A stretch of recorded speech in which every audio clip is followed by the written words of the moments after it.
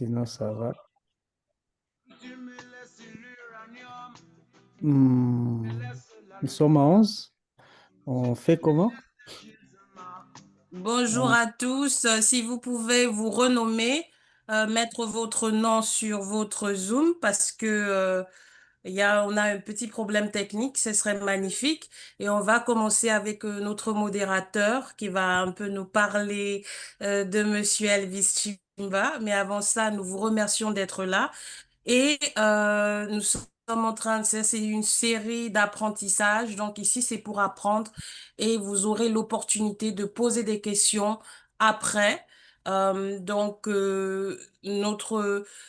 Notre présentateur va présenter. S'il vous plaît, gardez vos questions pour pouvoir les poser à la fin pour que on ait un échange un peu plus dynamique. Merci infiniment et je passe la parole à Monsieur Bienvenu. Merci. Voilà, merci beaucoup pour la parole, Madame Ingrid. Et je suis encore très content de revoir encore les gens et autour d'une thématique sur la RDC qui ne portait pas sur le conflit. Et donc, voilà, c'est quelque chose de quand même de bien. On peut toujours vivre même avec les conflits là. Alors, je vais présenter Monsieur Elvis Nshimba. Il est vrai, on a fait une synthèse parce que s'il faut commencer à présenter Monsieur Simba, donc on va passer toute la journée ici. Alors, qui est Monsieur Elvis?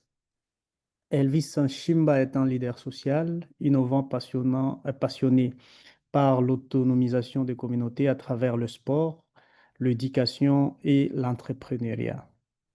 Il est fondateur et CEO d'Umoja Sport Foundation, USF en sigle, en RDC, une organisation qui utilise le sport comme levier de développement durable pour les jeunes et les femmes.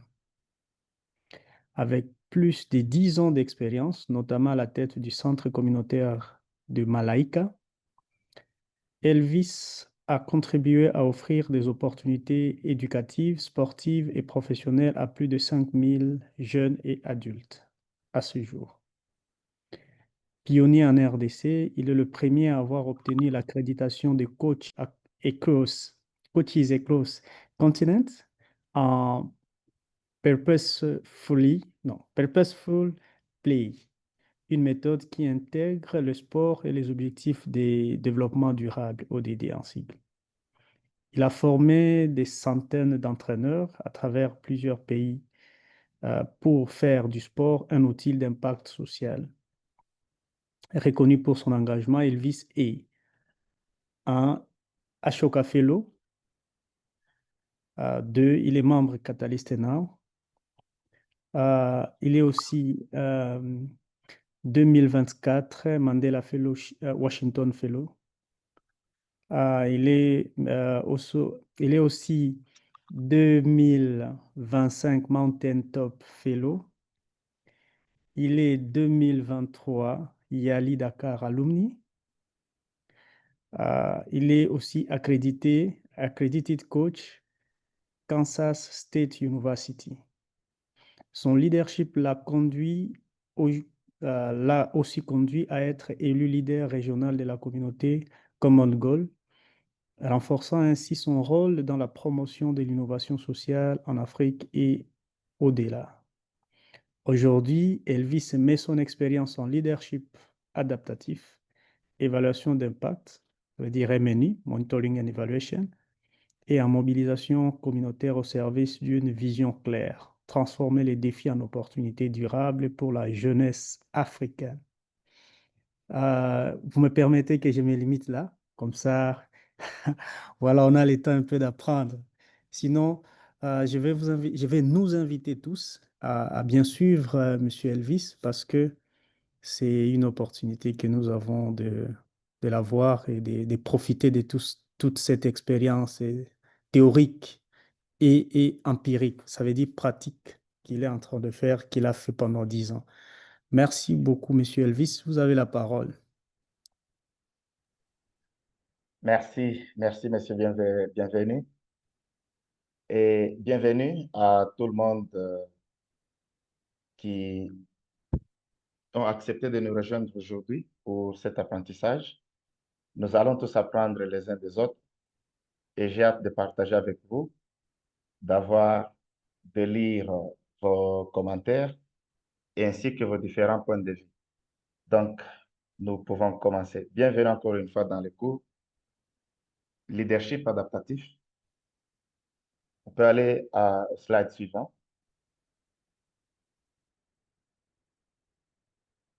Next. Le leadership adaptatif, c'est quoi? Nous existons tous, nous œuvrons dans nos organisations, dans nos entreprises sociales, dans nos compagnies ou dans nos initiatives personnelles. Et chaque fois, en tant que leader, nous avons besoin de régler les défis. Mais il arrive des fois qu'on a des défis et ces défis reviennent. On essaie de les résoudre, ils reviennent. Et le leadership adaptatif vient nous aider à comprendre comment nous pouvons résoudre ces défis de manière durable. Ce cours est très vaste, mais aujourd'hui, nous avons quelques minutes et nous allons parler d'un seul point sur les quatre. Can you please go to next? I didn't know that there were all of these animations, so we can have the whole slide, and then I can just stop. OK. Alors, pour commencer, nous allons distinguer le mot leader du mot leadership.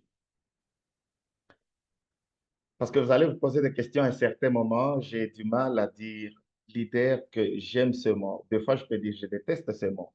Et des fois, je vais dire j'aime ce mot. Mais il y a des raisons. On va établir la différence entre le mot leader et le mot leadership, qui est notre introduction pour commencer. Alors déjà, le mot leader veut dire ce que les gens sont, ce que nous considérons. Si en ce moment, je pose la question dans le chat, qui est ton leader? Chacun il saura dire le nom de son leader. Alors, le mot leader est un nom, mais par contre, le mot leadership, c'est une action que les gens font. C'est une action. Qu'est-ce que tu dois faire? Mais le mot leader, c'est qu'est-ce que tu es. Nous allons voir que le mot leader est un nom, tout simplement. Par contre, le mot leadership, comme je l'ai dit, c'est une action, donc c'est un verbe. Le mot leader est un trait. On qualifie tout le monde de leader, on qualifie celui-là de leader, de grand leader, de bon leader. Mais en soi, le mot leadership, c'est une activité. Quand on parle du mot leader, l'accent est mis sur la personne ou le poste qu'on occupe. Je suis CEO, je suis manager, je suis programme directeur, je suis coach, je suis ceci, cela. On voit le mot leader, alors que le mot leadership met l'accent sur le processus collectif. Qu'est-ce que nous devons faire en tant qu'équipe? Qu'est-ce que nous devons faire en tant qu'écosystème? Qu'est-ce que nous devons faire en tant que coalition, ensemble, pour résoudre un problème qui date depuis des décennies, qui date depuis des années? Le mot leader est axé sur le mot leader axé sur l'individualisme ou sur l'individu, alors que le mot leadership est beaucoup plus axé sur les moments du quotidien. Qu'est-ce que ça veut dire? Les uns rêvent d'occuper de grands postes et les autres qui pratiquent le leadership sont préoccupés à faire une amélioration, juste une petite amélioration au quotidien pour progresser, pour devenir meilleur. Et enfin, le mot leader fait penser au grand moment, à la réussite. Vous allez voir que dans la plupart des compagnies, y compris dans les systèmes politiques, lorsqu'il y a un succès, c'est peut-être quelqu'un du rang le plus bas qui a trouvé une solution, qui a trouvé une innovation, qui a apporté la formule. Mais lorsqu'on doit présenter ce succès devant le public, on doit chercher le leader, c'est lui qui doit porter la victoire et c'est lui qui parle au nom de toute l'équipe. Donc, ça fait penser au grand moment. Alors que le mot leadership nous fait penser ou se concentre sur les relations, sur les petits progrès, sur les moments du quotidien, tout ce que nous pouvons faire chaque jour afin d'évoluer. Il y a un adage de l'auteur que vous voyez sur vos écrans qui dit, lorsque le mot leadership est utilisé de manière interchangeable, il devient l'œuvre d'un seul contre tous. Et ça, c'est quelque chose que nous allons décourager aujourd'hui dans notre apprentissage. Nous allons également décourager ça dans la session à venir. Nous allons parler d'un bon leadership qui doit nous permettre d'avancer. Alors que le leadership, comme je l'ai dit, il se concentre sur les personnes, sur les relations que je dois avoir avec mon équipe. Il se concentre également sur les processus, c'est-à-dire les activités. Lorsqu'on essaie de résoudre le problème, comment avançons-nous avec nos activités? Qu'est-ce que chaque membre de cette organisation est en train de faire? Next.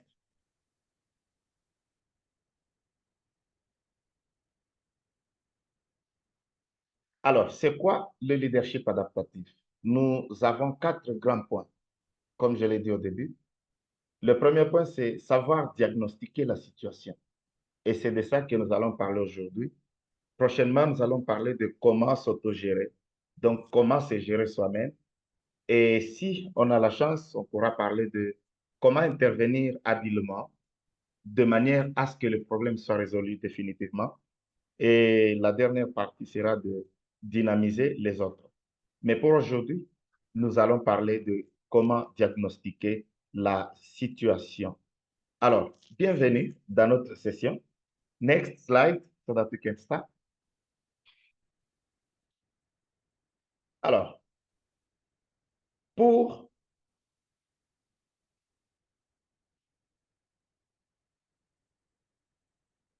on prend une petite minute, le temps que le contenu se charge. Je l'ai dit, on a 4 grands points. Donc, le premier grand point que nous allons débattre aujourd'hui, c'est diagnostiquer la situation.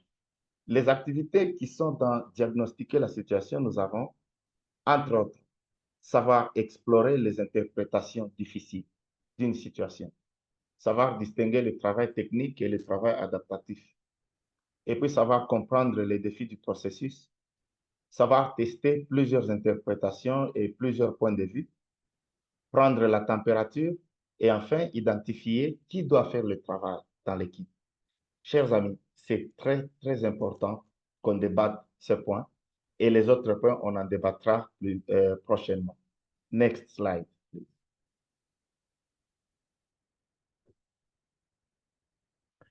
Alors, regardez là où nous sommes. J'aime bien cette image. Vous êtes dans une organisation et vous travaillez sur la réduction du taux de la malaria dans votre communauté. Aujourd'hui, vous êtes là où c'est écrit préoccupation. Vous voulez diminuer le taux de la malaria. Ou alors, vous travaillez dans une organisation et vous voulez assurer ou impacter les femmes de manière à ce que l'égalité de sexe dans les institutions publiques soit effective. C'est ça, vos aspirations. Mais là où vous êtes aujourd'hui, vous avez des difficultés. Soit vous avez des difficultés à mobiliser les filles à venir à vos programmes, soit vous avez des difficultés de financement, soit vous avez n'importe quelle nature de difficulté.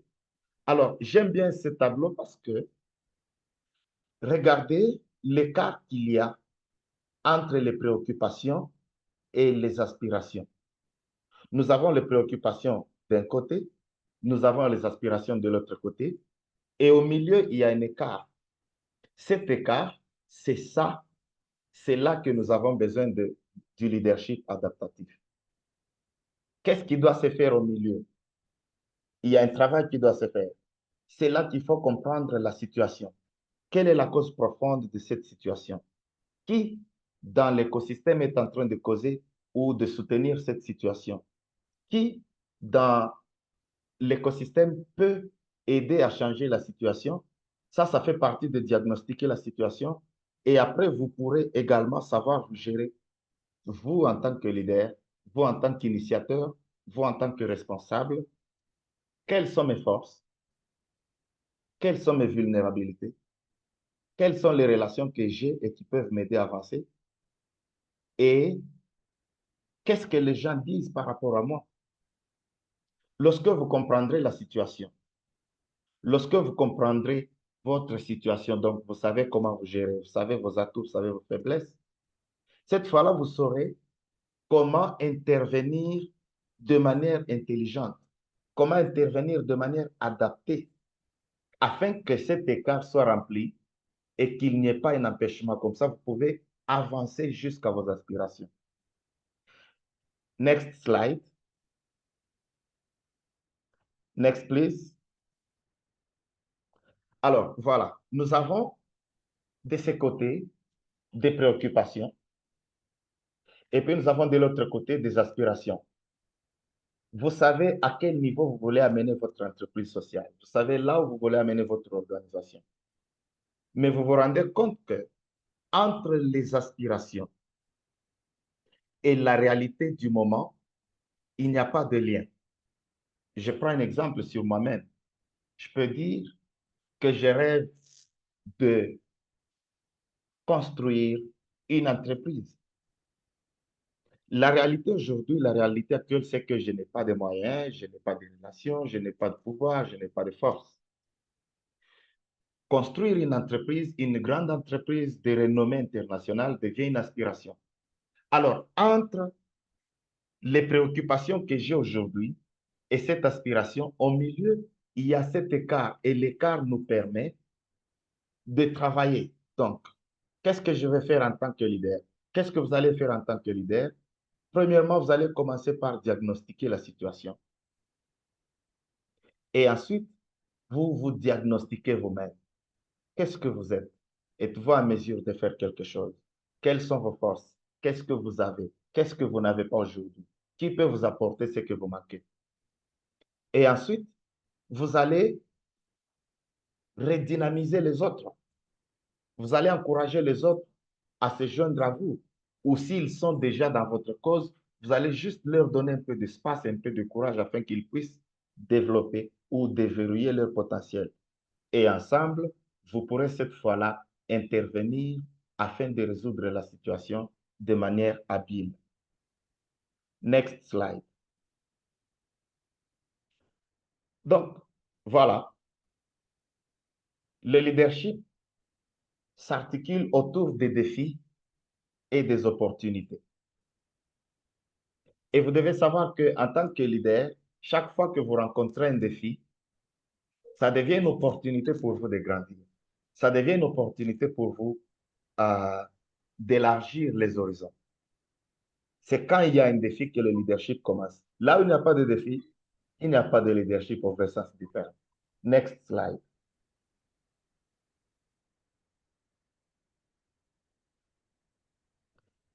Alors, on a les réalités actuelles, ça je l'ai déjà dit.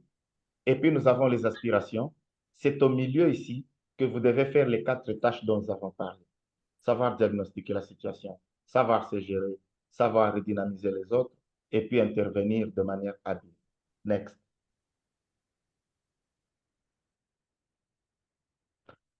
Et déjà, comment identifier un problème technique et un problème adaptatif? Nous avons des exemples. J'espère que tout le monde voit sur cet écran.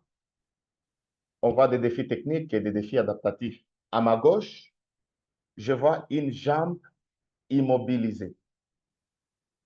Et à ma droite, je vois l'image d'un cœur. Parmi les deux, il y a un problème adaptatif et il y a un problème technique. Alors, on va expliquer c'est quoi un problème technique et c'est quoi un problème adaptatif. Mais pour l'instant, je vous invite à retenir cette image. Le temps qu'on évolue, retenez l'image. Next slide. Alors, les défis techniques et adaptatifs présentent des problèmes, des solutions, des stratégies, des échéances, des attentes, des attitudes et autres. C'est quoi la différence? Un problème technique, c'est un problème clair, alors qu'un problème adaptatif, c'est un problème qui pose des questions, c'est un problème qui nécessite un apprentissage. Je reviens maintenant à notre exemple. Lorsque j'ai joué au ballon ou lorsque je faisais la course ou lorsque j'ai sauté, je tombe, mon bras se fracture ou ma jambe se fracture, tout ce qu'on va faire, c'est m'amener à l'hôpital, me faire passer au rayon X et le rayon X va déterminer que ma jambe est brisée, ma jambe est fracturée. Ça, c'est un problème technique. C'est un défi technique dont le problème est vraiment clair parce que la machine a déterminé que ma jambe a été brisée. Et donc, tout ce que le médecin va faire, c'est immobiliser ma jambe de manière à ce que les os puissent se relier et que ma jambe puisse retrouver sa forme initiale. Le problème technique. On résout une fois et c'est fini.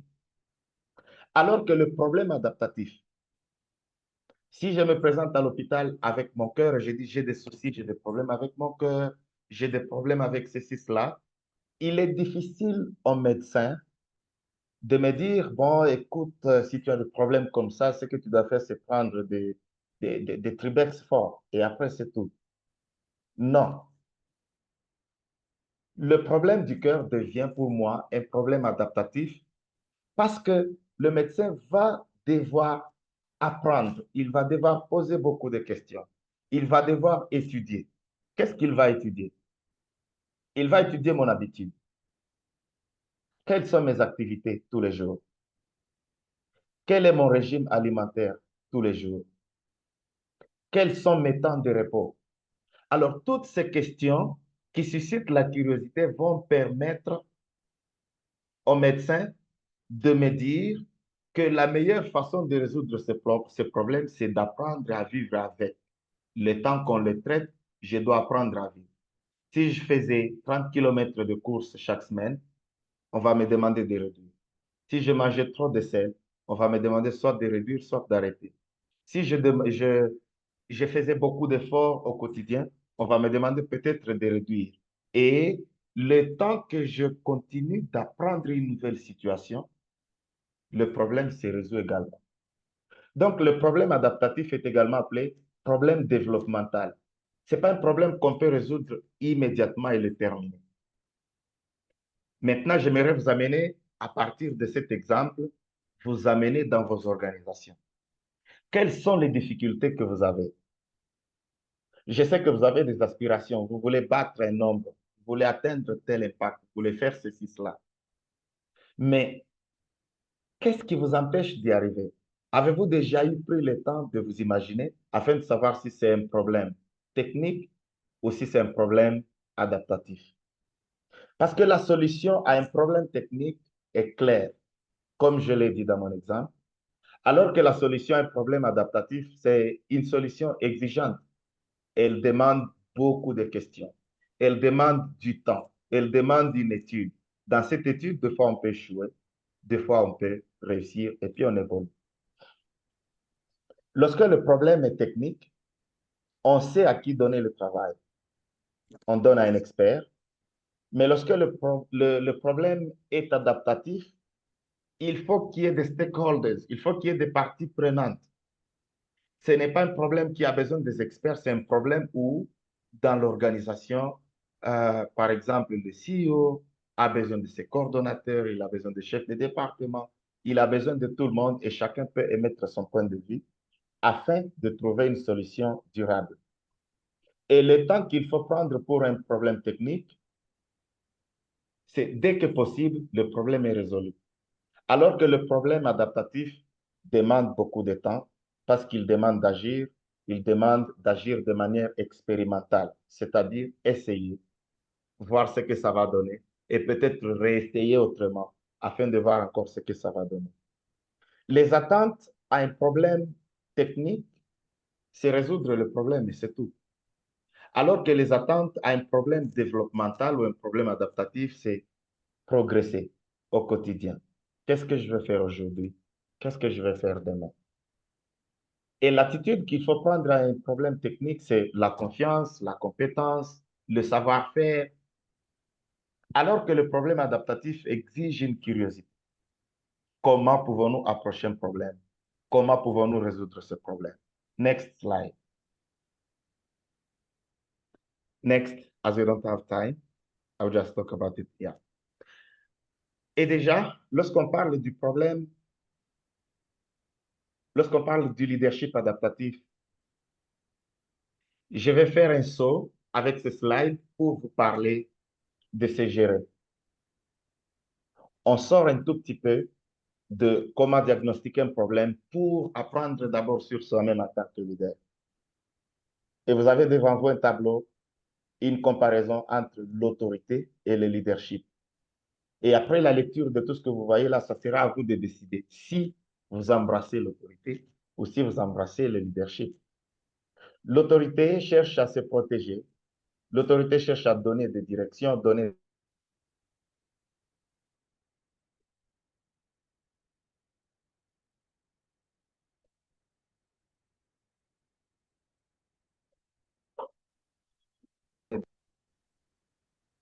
Je ne sais pas, vous m'entendez?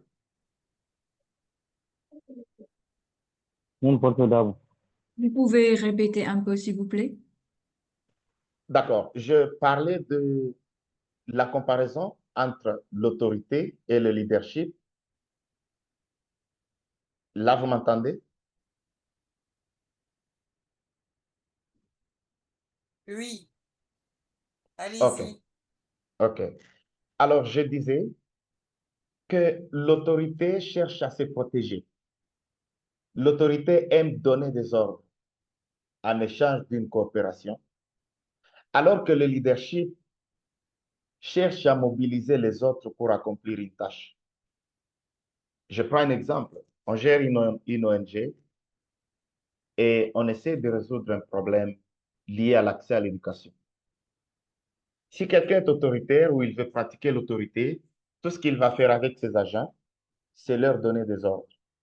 Faites l'inscription, invitez les gens. Oh, faites ceci, élaborez l'horaire, que tout commence le lundi. Oh, qui est ceci, cela? Ça, c'est l'autorité. Mais le leadership va chercher à faire participer tout le monde. Qu'est-ce que vous pensez de si on élaborait l'horaire aujourd'hui? Est-ce que vous pensez que c'est un bon moment pour continuer? Qu'est-ce que les gens disent par rapport à notre programme? Toutes ces questions qui essayent à mobiliser les autres à nous rejoindre nous permettent de comprendre la situation et de bien la gérer.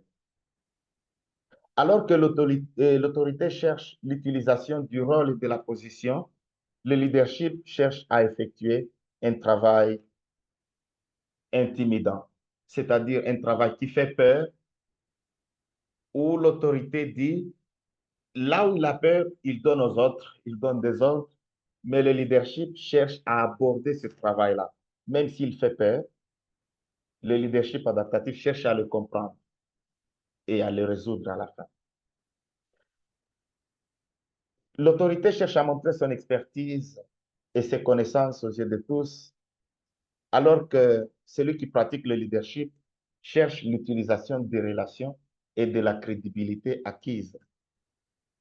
Et ça donne des solutions durables. L'autorité crée des échéanciers efficaces, il répond aux questions, elle évite et contrôle les conflits, elle résout le problème rapidement. Donc, un problème apparaît aujourd'hui, il faut effacer ce problème aujourd'hui, il faut mettre fin à ce problème aujourd'hui.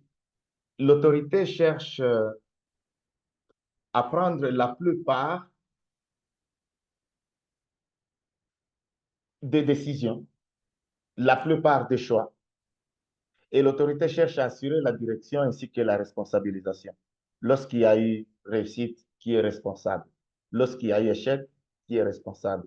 Alors que le leadership cherche à faire preuve de curiosité et d'apprentissage. Le leadership assure l'engagement et la conversation de toutes les parties prenantes de manière honnête, de manière respectueuse et de manière curieuse également. Le leadership cherche à poser des questions. Pourquoi ce problème? Quand ce problème a-t-il commencé? Quelles sont les causes profondes de ce problème? Comment résoudre ce problème? Et si on le fait de cette manière, qu'est-ce qui va venir après? Ça, c'est le leadership. Et moi, j'aimerais vous inviter à vous adapter à cette attitude. Le leadership reste curieux et explore des conflits. Il ne les évite pas, il ne cherche pas à les effacer, mais il cherche à les comprendre afin de les résoudre de manière durable. Le leadership cherche également à redonner du travail et engager de nouvelles voies. Je peux être responsable d'une ONG, mais cela ne veut pas dire que je suis le meilleur de mon équipe. Ça, c'est une leçon que nous devons tous retenir. Je peux engager quelqu'un, un homme ou une femme, et je peux penser que je suis le meilleur, alors que cet homme que j'engage, lorsque je l'expose dans un bon environnement, il peut grandir professionnellement, il peut progresser 2 fois, 3 fois plus rapidement que moi, même si moi je suis le premier à comprendre la situation. Donc, il est important de donner la chance à tout le monde, de donner la chance aux voix inhabituelles, c'est-à-dire les voix qui souvent ne sont pas impliquées dans le leadership. Il faut toujours leur poser des questions. Quel est votre avis? Quelle est votre opinion? Qu'est-ce que vous pensez? Avec cette façon, nous avons la capacité de résoudre des problèmes qui ne font que revenir à tout moment. Et le leadership tolère l'incertitude parce que le leadership est curieux, parce qu'il pose des questions. Et là où on pose des questions, c'est là où il y a l'incertitude. Et les questions nous permettent de poursuivre afin de comprendre et d'en être certain. Next. Alors, comment puis-je diagnostiquer, comment puis-je exercer mon leadership? Nous devons apprendre à mobiliser les autres pour progresser sur des questions difficiles afin de pouvoir prospérer. Next slide. C'est quoi diagnostiquer la situation? Diagnostiquer la situation, c'est savoir distinguer le travail technique du travail adaptatif, comme nous l'avons dit. Vous vous souvenez de notre exemple? Une jambe cassée et un cœur. La jambe cassée, c'est un travail technique. On fait le test, on trouve une solution. Alors que le cœur, c'est un problème ou un travail adaptatif. Il faut apprendre. Ça ne peut pas se résoudre aujourd'hui. Des fois, il faut apprendre à vivre avec. C'est là qu'il y a le mot adaptatif. Donc, apprendre à s'adapter et à pouvoir évoluer. Alors, diagnostiquer la situation, c'est savoir distinguer le problème technique dans l'organisation du problème adaptatif au sein de la même organisation. J'ai donné plusieurs exemples. Vous travaillez sur l'égalité de sexe dans votre organisation. Vous devez être à mesure de distinguer les défis techniques qui empêchent les filles à accéder à cette égalité. Vous devez également être à mesure de détecter les défis adaptatifs ou les problèmes développementaux qui empêchent ces filles ou ces femmes à accéder à l'égalité. La deuxième activité, c'est savoir observer, interpréter et puis intervenir. Vous observez et puis vous interprétez la situation et enfin, vous intervenez. L'autre activité dans le diagnostic de la situation, c'est savoir monter au balcon. Nous allons parler un tout petit peu de ça lorsqu'on va avancer. Et après, il faut savoir explorer les multiples interprétations du problème et le point de vue. Si je prends l'exemple de l'égalité des filles, moi, j'évolue dans le domaine du sport. Lorsque j'aimerais comprendre la situation, je vais poser la question, pourquoi les filles ne viennent pas nombreuses au ballon? Pourquoi elles ne viennent pas jouer? Alors, si je veux explorer de multiples interprétations et de multiples points de vue, je vais poser cette question aux filles. Les filles vont me donner leurs raisons. Je vais poser la même question aux parents. Et je vais comprendre ce que les parents vont me dire. Je vais poser la même question aux chercheurs. Je vais poser la même question à tout le monde qui passe à travers la rue. Lorsque vous avez plusieurs points de vue, vous avez la chance de comprendre la cause profonde, la cause cachée du problème. Et enfin, la dernière activité, c'est prendre la température. Nous parlerons de prendre la température dans le slide qui vient. Next. Alors, nous devons éviter des solutions à court terme. L'approche du pansement. Le pansement, tout le monde sait, lorsque vous avez une plaie, vous la nettoyez rapidement et après vous bandez votre plaie. Vous avez pansé la plaie. C'est une solution, mais ce n'est pas une solution durable. Parce que vous avez juste pansé la plaie, mais vous n'avez pas pensé à savoir comment éradiquer les causes profondes qui ne sont pas visibles. Qu'est-ce qui a causé cette plaie? Est-ce une infection? Est-ce une coupure, un accident par un objet tranchant ou quoi que ce soit? Et lorsque vous pensez, est-ce que le fait de penser à la plaie aujourd'hui veut dire que vous avez résolu votre plaie, vous l'avez soigné, que c'est fini? Le problème continue. Le fait de résoudre le problème à court terme nous fait perdre le budget, le temps, l'énergie et nous fait perdre également nos investissements. Même les personnes les mieux intentionnées peuvent se laisser séduire et égarer par des soifs de solutions rapides. Parce que lorsqu'il y a un problème, ce problème nous préoccupe. Lorsqu'il y a un problème, nous sommes impatients, nous voulons voir le problème résolu. Nous devons commencer à nous gérer par rapport à cette attitude. Par contre, nous, en tant que leaders, lorsque nous avons un problème, nous devons nous en réjouir tout d'abord, chercher à le comprendre, chercher à l'étudier, afin de savoir des causes. Lorsque vous connaissez les causes profondes, maintenant, vous pouvez aborder ce problème. Next slide.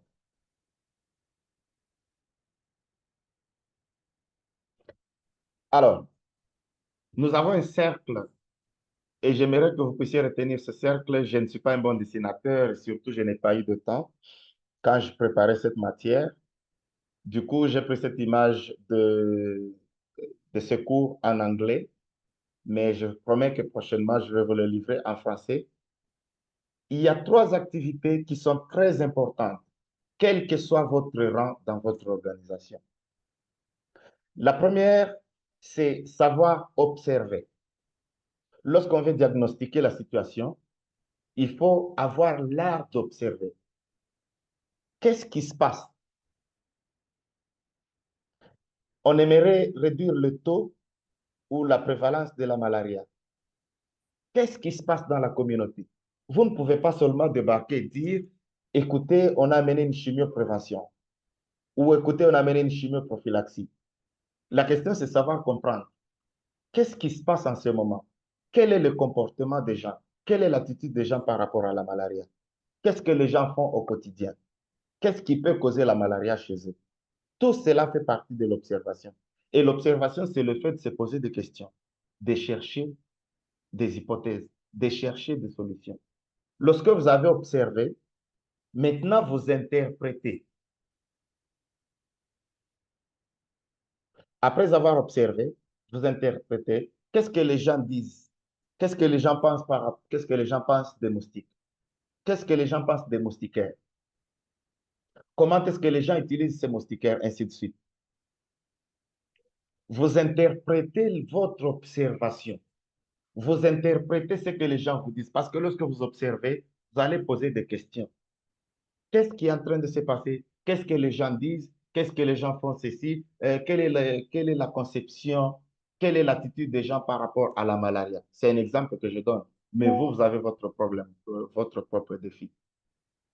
Lorsque vous avez terminé à observer, vous vous posez maintenant la question, pourquoi ce problème a lieu dans cette communauté? Pourquoi il y a un problème de la malaria? Pourquoi il y a un taux accru de la malaria?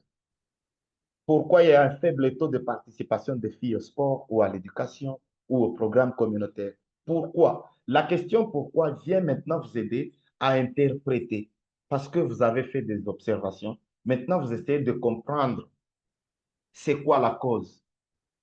Dès que vous interprétez convenablement la situation, vous pouvez maintenant passer à l'intervention, c'est-à-dire initier des actions intelligentes, des actions expérimentales intelligentes. J'ai dit intelligente parce que vous avez compris ce qui se passe. J'ai dit intelligente parce que vous avez compris la cause de ce qui se passe. Je prends un exemple. Quelqu'un débarque au pouvoir et très vite il dit, désormais dans mon village, tout le monde va avoir une éducation gratuite. Mais est-ce que ce chef de village a pu observer pourquoi les enfants ne vont pas à l'école? Est-ce qu'il y a manque d'école? Est-ce qu'il y a un mauvais traitement dans les écoles? Est-ce qu'il y a une mentalité ancrée dans les têtes des enfants depuis leur bas âge qui les empêche d'aller à l'école?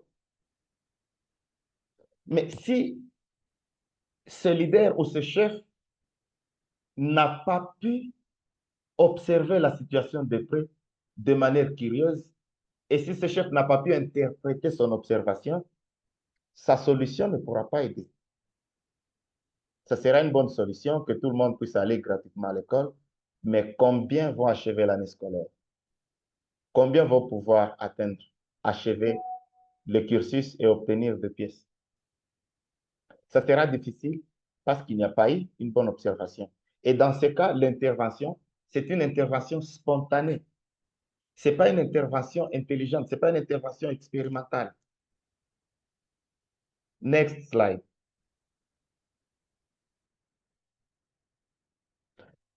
J'aimerais vous inviter, vous voyez cette image, tout le monde voit l'image, et je demande à la technique de voir qui est le premier à lever son doigt. On donne la chance à 2 ou 3 personnes de s'exprimer. Qu'est-ce que vous voyez dans cette image? Essayez un peu d'observer et d'interpréter l'image. Sentez-vous libre?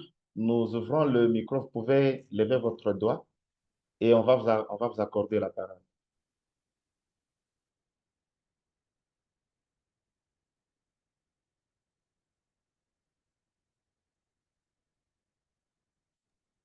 Allô, bonjour à tous. Bonjour, vous Je pouvez vois. voir, vous pouvez accorder la parole, vous pouvez les inviter à parler. On a 2 ou 3 personnes seulement. Ah oui, oui, j'ai vu déjà deux personnes. Il y a deux questions, trois questions déjà ici, en ligne, dans le chat. Donc, on va donner directement, selon l'ordre de comment je vois ici.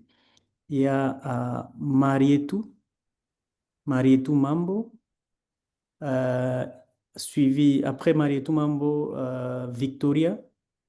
Alors, on va collecter toutes les questions, comme ça, peut-être pour éviter les chevauchements ou bien. Non, non, pour l'instant, je cherche seulement à ce qu'il y ait une personne ou 2 ou 3 qui peuvent interpréter l'image. Ah, ok, Est-ce d'accord. qu'on peut est-ce qu'on peut nous retourner l'image?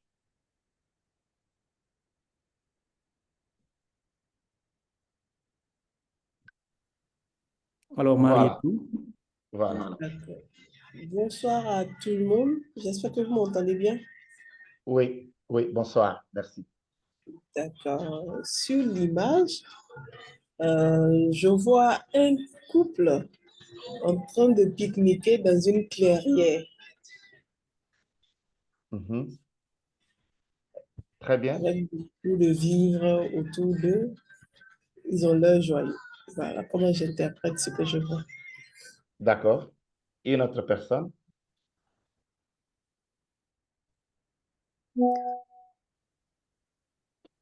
Victoria? Oui, merci. Bonjour à tous. Je crois que je vois exactement la même chose. Un couple au pique-nique. Je vois qu'est-ce qui est apparemment une bouteille de vin. Je vois les choses qui ressemblent au pain. Et puis, il y a un panier derrière la dame. Euh, voilà, c'est ce que je vois. Il y a une arbre qui est à droite dans l'image. OK. Et Qui c'est voit ça. autre chose? Merci. Merci, merci. Qui voit quelque chose de différent?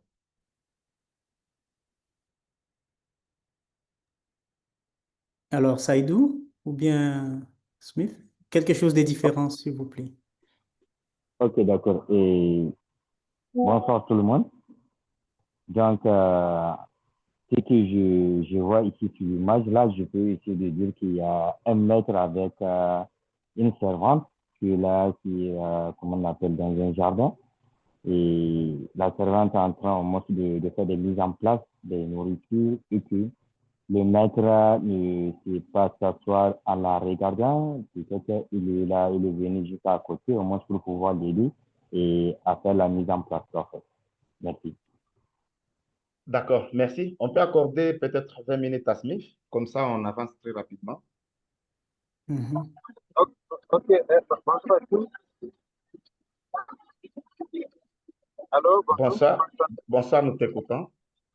Ok, bon, moi, je suis en train de voir sur l'image qu'il y a deux paniers. D'abord, un homme et une femme. Et puis, l'homme a son panier. Il a mis des pierres qu'il ne peut pas utiliser. Donc, il garde ça pour lui. Et il est en train d'utiliser le panier de la femme. C'est-à-dire, bon, selon mon interprétation, le monsieur exerce le pouvoir qu'il a de pouvoir utiliser ce qui est à autrui, mais il garde ce qui est pour lui. Il ne peut pas partager. Bon, ça, c'est ce que moi je pense. OK, OK. Merci beaucoup. Next slide. Maintenant, voyons ce qui va se passer sur l'autre image qui vient. J'espère que tout le monde voit maintenant l'image. Que souvent, lorsqu'on observe un problème, il faut observer le problème depuis plusieurs angles. Il faut s'approcher du problème et à un certain moment, il faut faire un pas en arrière. La première image que j'ai montrée, tout le monde peut avoir plusieurs interprétations. On voit le maître, on voit sa servante, on voit la femme, un couple en train de pique-niquer, on voit beaucoup de choses, mais lorsqu'on voit le même, on fait la même observation, mais sous un autre angle, on a une autre vision des choses. Ça se passe également dans nos organisations. Nous devons apprendre à aborder les problèmes selon les différents points de vue. Et c'est pour cela qu'il est important de collecter des informations lorsqu'on fait l'observation de plusieurs personnes. Next. Alors, c'est quoi diagnostiquer un problème à partir du balcon, monter sur le balcon? C'est en fait une expression. C'est un autre angle, une autre façon de voir le problème. Vous pouvez affronter le problème, mais vous pouvez également regarder le problème en faisant un pas en arrière. Alors, monter sur le balcon, comme vous voyez sur cette image, c'est dans le contexte du leadership, ça veut dire qu'il faut prendre du recul pour observer la situation de manière objective. C'est-à-dire, vous sortez de cette situation. Même si cela avait des impacts sur vos émotions, vous les écartez tout d'abord. Et après, cela vous permet de mieux comprendre les dynamiques en jeu, de savoir comment identifier les problèmes et d'évaluer les comportements des personnes impliquées, sans être directement affecté ni par les émotions, ni par les tensions du moment. Alors, c'est une métaphore. Monter sur le balcon ou observer depuis le balcon, c'est une métaphore qui veut dire que pour encourager une perspective plus large et plus stratégique, vous devez reculer. Vous devez observer le problème d'une autre façon. Vous devez vous mettre dans les chaussures de quelqu'un d'autre. Je le dis parce que parmi nous, il y en a qui gèrent des organisations. Un agent peut venir avec une plainte et puis le lendemain, une autre plainte, le surlendemain, une autre plainte. Mais si vous ne savez pas faire du recul, vous ne saurez jamais résoudre ce problème de manière durable. Next.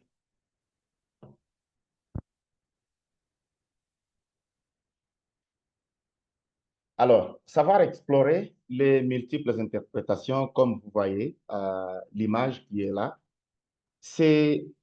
ça veut dire qu'il faut savoir examiner une situation ou un problème sous différents angles et sous différentes perspectives. Cela implique d'écouter et de considérer les avis, les expériences et les contextes variés des personnes concernées. Vous écoutez cette personne, puis vous écoutez l'autre personne. Et après, ça vous donne une idée de ce que vous devez faire. Au lieu de vous hâter à résoudre le problème avec une observation au singulier. Cette approche d'explorer de multiples interprétations peut enrichir la compréhension et favoriser la créativité dans la recherche des solutions et peut également aider à éviter les biais en permettant de voir les enjeux sous plusieurs facettes. Parce que des fois, si on ne fait pas une bonne observation, si on ne fait pas un bon diagnostic, on peut prétendre résoudre un problème, mais après, on en provoque un autre encore difficile à résoudre. Et du coup, on se retrouve avec deux problèmes pour une organisation. Next. Next. Alors, on revient aux défis techniques et défis adaptatifs. Explorer de multiples interprétations et récolter des différents points de vue et savoir explorer des interprétations difficiles. Le problème technique a une interprétation facile. On passe à la radio, on trouve une solution. Le problème développemental ou le problème adaptatif demande des interprétations difficiles. Ça veut dire que vous devez comprendre dans ce sens, vous devez également comprendre dans l'autre sens. Le problème technique demande des solutions techniques, alors que les problèmes adaptatifs ou les problèmes développementaux demandent des solutions adaptatives. Les solutions aux problèmes ou l'approche, l'attitude de ces défis que nous voyons devant nous, lorsque c'est un problème technique, ce sont des interprétations bénignes. C'est des choses que je dis, je vois, je suis convaincu, et c'est ça. Alors que l'approche ou l'attitude avec laquelle nous approchons des solutions ou des interprétations aux problèmes développementaux, c'est conflictuel. Ça veut dire, il y a des fois, je comprends la chose, et des fois, je continue à me poser des questions. Je comprends, mais je me pose la question pour comprendre autrement. Les problèmes techniques sont des problèmes qui sont au niveau individuel. C'est des problèmes qu'on peut résoudre et ils se terminent. Je prends par exemple l'idée selon laquelle un membre dans l'organisation s'est comporté autrement. Peut-être parce qu'il a bu ce jour-là. Peut-être parce qu'il a eu des problèmes qui ont affecté sa santé mentale ce jour-là. C'est des problèmes individuels et qu'on peut résoudre et c'est fini. Mais les problèmes adaptatifs, c'est des problèmes qui sont systémiques. Systémiques, c'est-à-dire ils sont dans l'écosystème. C'est-à-dire, vous voyez, l'autre présente le même problème, l'autre personne présente le même problème, une autre personne présente le même problème. Vous comprenez que le problème que tout le monde est en train de présenter a une cause commune. Et que si vous comprenez la cause, vous pouvez également être capable de trouver des solutions. Next. Alors, je reviens à la synthèse de ce que nous avons fait. Vous devez être à mesure d'observer, si vous voulez diagnostiquer la situation convenablement. Vous devez être à mesure d'observer, de voir, d'expérimenter. Qu'est-ce que vous allez observer? Vous observez les comportements, vous observez les motifs, vous observez les actions, vous observez les relations. Et lorsque vous terminez d'observer, vous devez maintenant interpréter, c'est-à-dire donner un sens à tout ce que vous voyez là. Pourquoi ces comportements? Pourquoi ces motifs? Pourquoi ces actions? Pourquoi ces relations? Lorsque vous essayez de comprendre ça, vous allez comprendre que cette partie est facile ou que cette partie est difficile, que ce défi, c'est un défi individuel, il est au singulier, il ne peut pas être généralisé, mais que ce défi, c'est un défi qui est dans le système, c'est-à-dire qui est cru, qui est pratiqué, qui est fait par tout le monde, qui bloque tout le monde. Et après, ça vous donne l'idée de comment intervenir, comment agir. Vous agissez dans quel but? Si vous faites ceci, qu'est-ce qui va arriver après? Les actions, le moniteur d'action intelligente que vous devez avoir avec vous, que chaque fois que je fais cette action, ça me mène directement vers mon objectif. Et ça, c'est très important. Next. Savoir prélever la température lorsqu'on diagnostique un problème. Cet adage, qu'est-ce que ça veut dire? Ça veut dire qu'en leadership adaptatif, des fois, il faut se référer à l'évaluation de l'état d'esprit et des émotions au sein d'un groupe ou d'une organisation. Cela implique de sonder les sentiments, les préoccupations, afin de comprendre le climat organisationnel. Cette pratique aide les leaders à ajuster leur approche, à identifier les tensions et à favoriser un environnement propice au changement et à l'engagement. Nous allons interpréter très rapidement l'image afin de passer maintenant à la session de questions-réponses. Je vois qu'on n'a que 2 minutes pour commenter. Alors, nous voyons ici Too Hot, cette zone d'intolérance.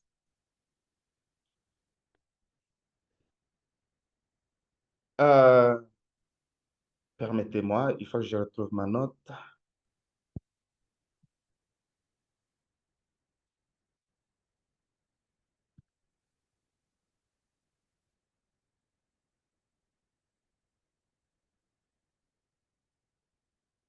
Voilà. Donc, on a la zone de tolérance où il fait très chaud. C'est là que les gens sentent la pression. C'est là que l'attitude des gens peut changer autrement. Et vous, en tant que leader, lorsque vous avez une équipe, vous devez apprendre à les comprendre. Nous avons la zone de production, la zone productive ici, la zone où tout le monde peut apprendre, la zone où tout le monde peut s'engager, la zone où les gens peuvent comprendre le but de tout ce que vous faites et la zone où les gens peuvent progresser. Et puis nous avons en bas, too cold, la zone où les gens peuvent éviter le travail. Oh, ça c'est difficile. Oh, ça va porter des conflits. Ça va causer de ceci, de cela. Donc, lorsque vous gérez les gens, lorsque vous observez, lorsque vous diagnostiquez, vous devez toujours apprendre l'état d'âme des gens avec lesquels vous travaillez. Que lorsque la température est très élevée, que les gens subissent la pression de ces changements que vous voulez apporter, vous devez apprendre à baisser la température et à les ramener dans cette zone-là, la zone productive. Lorsque vous avez une équipe et vous sentez que l'équipe est en train d'éviter, l'équipe est trop froide, elle évite de s'engager dans votre voyage de changement. Vous devez également apprendre à remonter la température pour que cette équipe soit motivée à embrasser les changements que vous voulez apporter. Next. Maintenant, à votre tour de diagnostiquer la situation. Donc, à vous de penser à vos organisations, à ce qui se passe dans vos organisations, à votre mission, à vos communautés. Qu'est-ce que vous allez faire pour distinguer le défi technique du défi adaptatif et quel travail technique allez-vous apporter? Quel travail adaptatif allez-vous apporter? Comment allez-vous observer, interpréter et intervenir? Comment allez-vous monter au balcon pour avoir une autre vision de ces problèmes que vous observez? Comment allez-vous explorer de multiples interprétations et points de vue? Et comment allez-vous prélever la température pour savoir si elle est montée ou pas? Je dis et je vous remercie. Merci infiniment. C'était absolument magnifique. Et nous avons des questions de nos participants aujourd'hui et peut-être aussi qui vont encore lever la main. Mais nous avons déjà quelques questions. Donc, la première question qu'on a pour toi, c'est: peut-on être à la fois une figure d'autorité et un leader adaptatif? Absolument. Dans l'organisation, lorsque il n'y a pas d'autorité, vous pourrez ne pas atteindre l'objectif. La question, c'est jusqu'où irez-vous avec votre autorité? Et où se situe l'autorité? Parce que lorsqu'on est leader, l'autorité se situe dans les textes. L'autorité se situe dans les policies, les textes de gestion que vous avez dans vos textes légaux, les textes qui donnent les prérogatives à qui de faire quoi, à qui de faire quoi. L'autorité vient également lorsque vous prenez cette approche de leader et que vous arrivez à convaincre, parce que la bonne autorité, c'est arriver à convaincre quelqu'un de croire en votre vision. Lorsque l'équipe avec laquelle vous travaillez arrive à croire en votre vision, vous avez la possibilité de les amener partout où vous avez. Et ça dépend de la façon dont vous communiquez. Alors qu'une bonne communication ne peut venir qu'après une bonne observation. Il faut apprendre à observer son équipe. Il faut apprendre à connaître son équipe. Il faut apprendre à connaître la zone de productivité de l'équipe, savoir la zone où il fait très chaud, la zone où il fait très froid. Avec ça, vous pourrez être autoritaire parce que dans la plupart des cas, lorsqu'on pense à l'autorité, on voit des gens qui veulent donner des ordres sans penser à l'état des autres. Ça élimine la confiance. Ça alimente une frustration silencieuse. Et vous savez quel peut être le résultat si les agents sont silencieusement frustrés par votre façon de les gérer. Il est difficile aujourd'hui de parler de l'impact du pouvoir donc de parler du pouvoir et de l'influence pour apporter un impact positif dans l'équipe. Parce qu'il faut savoir le pouvoir. Quelles sont les sources de mes pouvoirs? J'ai d'abord la position, j'ai mes connaissances, j'ai mes relations. Malheureusement, on ne peut pas en parler aujourd'hui, mais on peut être à la fois autoritaire et pratiquer le leadership. Autoritaire, c'est savoir suivre les lignes, savoir suivre les textes. Qu'est-ce que le texte a dit à ce sujet? Qu'est-ce que le texte a dit à ce sujet? Lorsque je te donne un travail et que tu ne le fais pas, je te donne un autre travail que tu ne le fais pas. Qu'est-ce que le texte dit? Donc, la vraie autorité vient du texte et non de ce que les gens peuvent penser. Parce que si l'autorité commence à venir de mes émotions, ça peut abîmer la suite de l'organisation. Merci. Merci. Donc, la prochaine question, comment gérer les tensions et résistances qui émergent lorsque les vrais problèmes sont mis en lumière? Comment gérer les tensions et les problèmes qui émergent lorsque les problèmes sont mis en lumière? Les tensions et résistances qui émergent lorsque les vrais problèmes sont mis en lumière. Oui. OK. Lorsqu'on dit que vous êtes responsable d'un département, lorsqu'on dit que vous êtes un leader, dans le mot responsable, il y a toujours deux mots. Il y a le mot response ou réponse et il y a le mot ability, c'est-à-dire avoir la capacité à donner une réponse.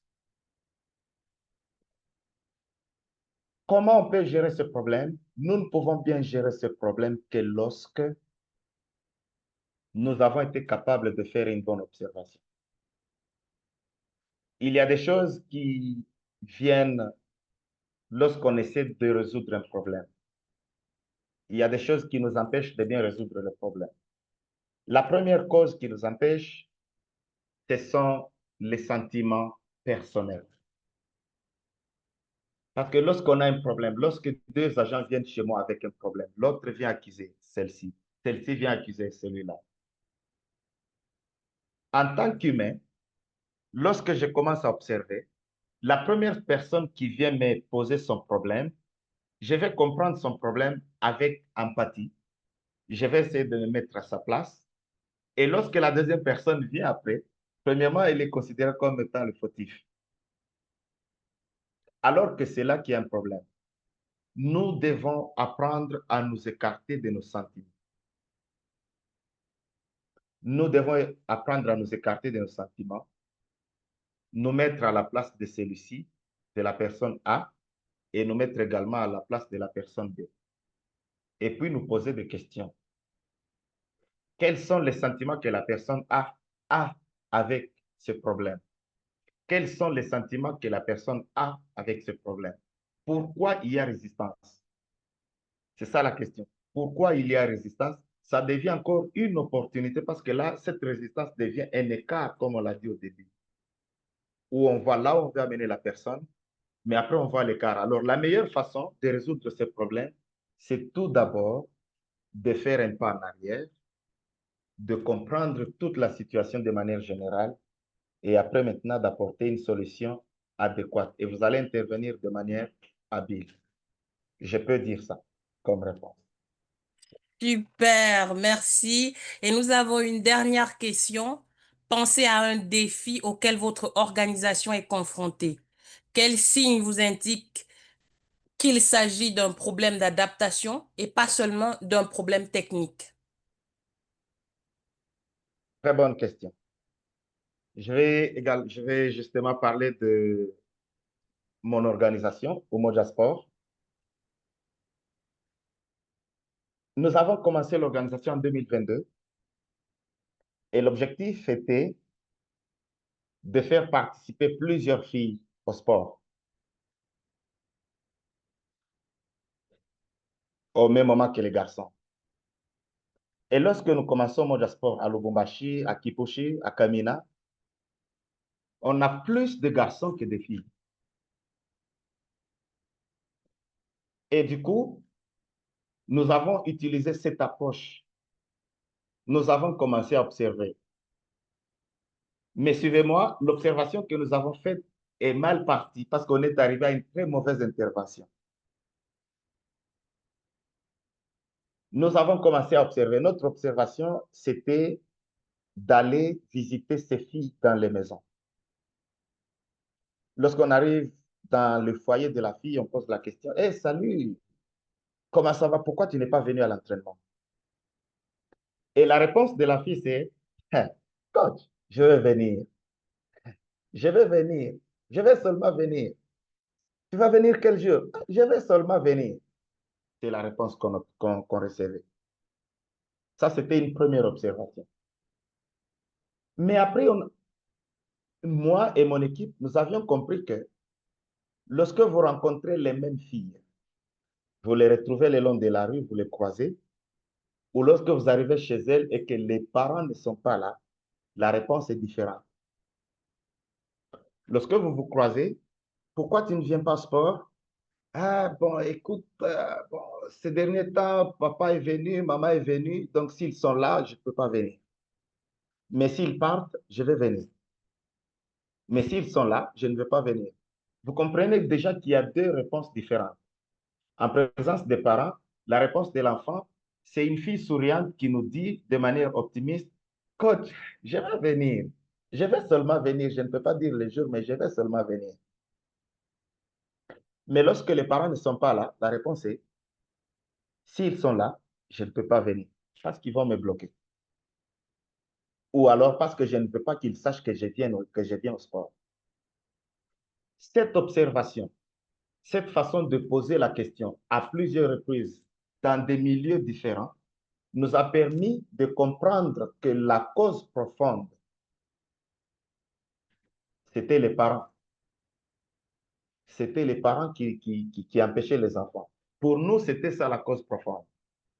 Alors que nous sommes passés à côté, nous avons oublié que c'est un problème systémique, que c'est une cause qui est déjà dans le système et qu'on ne peut pas résoudre rapidement. Alors nous, après cette observation, nous avons pris le temps d'aller très vite à la solution. Et notre solution était de mobiliser un groupe de femmes, les inviter à venir jouer avec nous et leur donner, on leur avait motivé en disant, si vous venez, on vous donne du transport. On a fait cette activité à la Cité des Jeunes de Lubumbashi. On vous donne du transport, on a donné du transport et à la fin, on a parlé avec ces femmes pour qu'elles soient nos ambassadrices. Et les femmes ont beaucoup aimé ce qu'elles ont fait. Et lorsque elles sont parties, ce mois-là, nous avions eu beaucoup de filles. Mais après ce mois et le mois suivant, le nombre de filles a encore commencé à diminuer dans l'équipe. Les filles ne viennent plus. C'est ainsi que nous avons refait l'observation pour comprendre qu'il y a des stéréotypes de genre dans la communauté. Qu'il n'y a pas que les parents. Il y a également la culture. Il y a les croyances. Il y a des fois la religion. Il y a des fois le manque de confiance. Cette nouvelle observation nous a permis d'aborder la question autrement. Du coup, nous avons pris le temps d'impliquer et les hommes et les femmes, les garçons et les filles ensemble. Au lieu de jouer, nous avons commencé à débattre. Quels sont les avantages? Quels sont les inconvénients? Et aujourd'hui, nous avons une équipe, nous avons des filles qui viennent tous les jours et qui développent de plus en plus la passion du sport. Donc, comment identifier que ce problème est technique ou ce problème est adaptatif? Le problème technique, lorsque vous le soignez, il y revient toujours. Lorsque vous essayez de le résoudre, il y revient toujours. C'est comme quelqu'un qui souffre de maux de tête. J'ai mal à la tête, on vous donne des ibuprofènes aujourd'hui, vous prenez, mais demain, vous avez toujours mal à la tête. Puis on vous donne des paracétamol et puis vous avez toujours mal à la tête. Ça veut dire que votre problème, ce n'est pas un problème technique que vous voulez résoudre une fois et le terminer. Vous devez comprendre, soit que vous n'avez pas suffisamment de sommeil, soit vous avez des troubles digestifs, soit vous avez d'autres maladies comme la malaria, comme la fièvre typhoïde ou n'importe quelle autre maladie qui peut causer des maux de tête. Alors, si un problème ne fait que revenir, sachez que c'est un problème adaptatif. Et là, ça vous demande de faire un pas en arrière pour comprendre ce problème de manière optimale et d'essayer plusieurs solutions. N'y allez pas avec une solution, vous essayez. Si ça ne marche pas, vous essayez autrement. Si ça ne marche pas, continuez jusqu'à la 20e fois, vous y arrivez. Merci.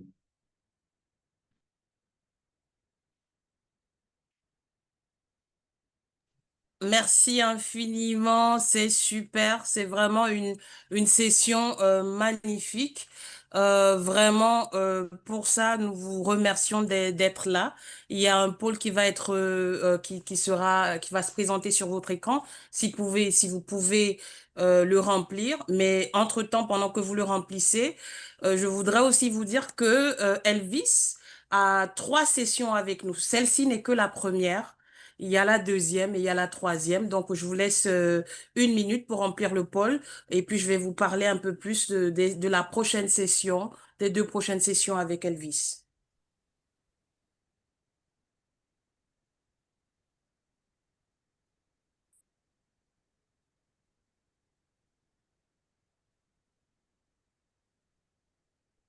Oui, merci pour votre participation et de la part de Catalyst Now. Nous vous invitons à 2 prochains événements.